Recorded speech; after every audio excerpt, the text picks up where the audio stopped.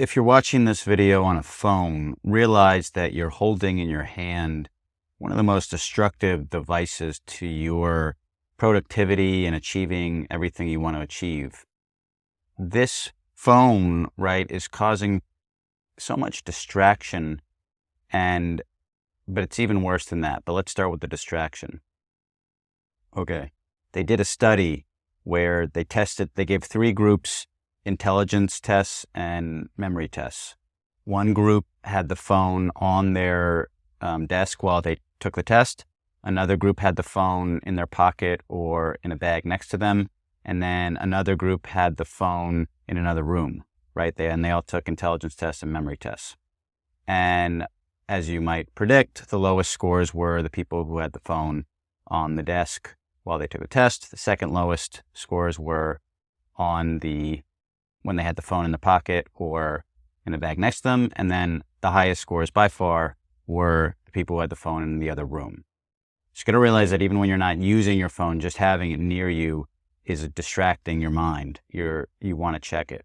And then that's not to mention actually all the time you actually are checking it and spending on your phone and taking a little break every 5 minutes to check your phone or every time it buzzes or dings. But this is just the tip of the iceberg, because you got to realize that it depends what you're doing on your phone. But for a lot of people, when the social media stuff and even the way other sites are designed and videos are made now is to stimulate your brain as quickly and as consistently as possible, right? To keep you on whatever that platform is or to keep you watching that video.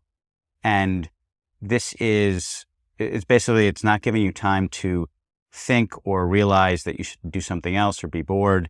It's just constant stimulation, releasing dopamine, serotonin, and other brain chemicals that make you feel good and stimulate you, and you want to keep getting more of that brain chemical. And so now, first of all, so that keeps you on the phone longer and doing less of your work or your art or anything, or just spending time with people you love. And so one thing is that's keeping you on the phone longer. The other thing is that it's programming your brain.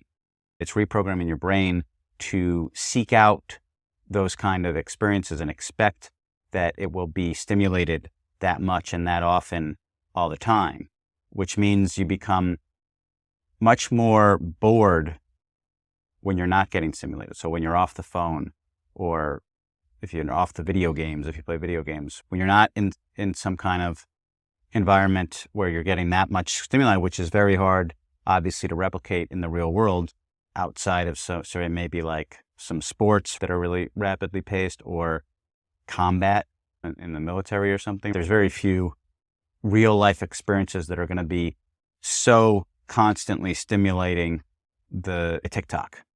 And now you're more bored in real life. You're less stimulated. And that is a real problem for productivity, for producing whatever you're trying to produce, whether it's work, art, anything, right? Because in order to produce anything great, you need to focus on it and spend a lot of time focused on it. And that is becoming harder and harder to do because it's not going to be as stimulating as the TikTok. And so now you're just going to spend less time doing it. And you are spending less time doing it. And most people are spending less time doing it. And productivity rates are going down. People are becoming much less productive. And why is that a problem? It might not be. If everything in your life is how you want to be, then it's not a problem. But if you are wanting to do something or change something about your life, whether it's your economic situation or your creative situation or relationship situation, then it is a problem. And the biggest thing that's going to change anything in your life is action, but you're taking less action and you're taking less focused action because of the phone, basically, and wanting that consistent stimulation in your brain being reprogrammed to seek that out more and not feel good when you don't have it. And then you're going to go after more. So you're spending more and more time on the phone and less time on working on your work, your art, whatever your thing is, and just relationships. as well, hanging out with people. This is an amazing opportunity because if people are becoming less and less productive, that means if you become more productive, then you're going to stand out and you're going to have a leg up against everyone else. And so there's a Kurt Vonnegut quote. I don't remember it exactly, but it's basically like, in the kingdom of the blind, the one-eyed man is king. In the kingdom of the blind, the one-eyed man is king. So meaning if everyone's blind, even if you only have one eye, you are going to be better. You're going to be above everyone else. So the point is, even if you're doing a half-ass job at something, it's better than people that are going to be doing a no-ass job. You can actually stand out a lot now by just being more productive. And I think there's a lot of stuff obviously online about productivity. And I think for most people, a lot of it can go too far, like trying to optimize everything. That can work for, in my experience, a limited amount of time before you just burn out. To constantly optimize everything is hard to sustain. And then also it can be easily quit. You easily quit because it's so extreme that you're just like, fuck it, I'm not going to do this anymore. So to me, the answer is actually just becoming more productive than the average person, which means putting the phone away. Basically, all it means is putting the phone in the other room. That's it. That's all you have to do. That's going to change your whole life. You're going to produce way more. You're going to stand out way more. The work you produce is going to be better. All you got to do is put the phone in the other room, right? I told you about the test, intelligence test, memory test. So having the phone on you makes you dumber, and it affects your working memory, which means your work is going to be worse. So just put the phone in the other room. That's it. Or leave it at home. Go, if you're going to go work at a cafe or something, or an office, put it at home, put it in the other room, leave it in the car. Something where it's not in the same room as you. Get it out of your room, and while you do your work, and actually even beyond that, as much as possible, try to see how much of the day you actually can keep the phone in another room and only check it once every few hours or something like that. Try it and actually see if it actually makes a difference. It's going to make a difference in your work, for sure. But see if it even has a negative impact on anything else, meaning, because you probably have a story about, I need my phone. I need to be able to get certain messages on time and respond to certain messages on time. And I dare you to actually test that theory and see if it's true. Because I would venture to guess that for most people, that's bullshit. Actually, there will be no negative impact if you respond 2 hours later versus 2 minutes later. Yeah, obviously, some people have certain jobs where they need to instantly respond to stuff, but most people don't. Most people don't actually need a response. Nothing will actually change if you don't respond within 2 minutes. So give that a try as much as you can.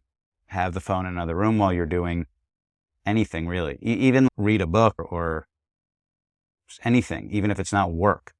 Just try having the phone in the other room and see how much of a difference it makes.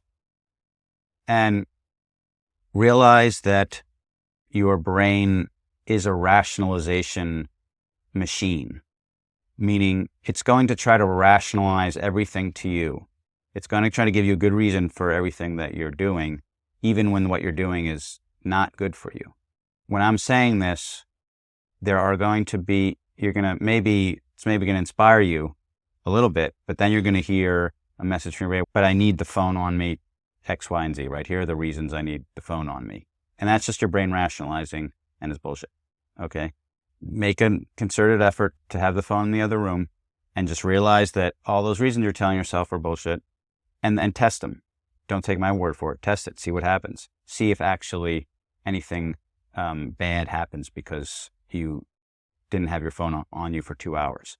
And see how it affects your work, your creativity, your productivity.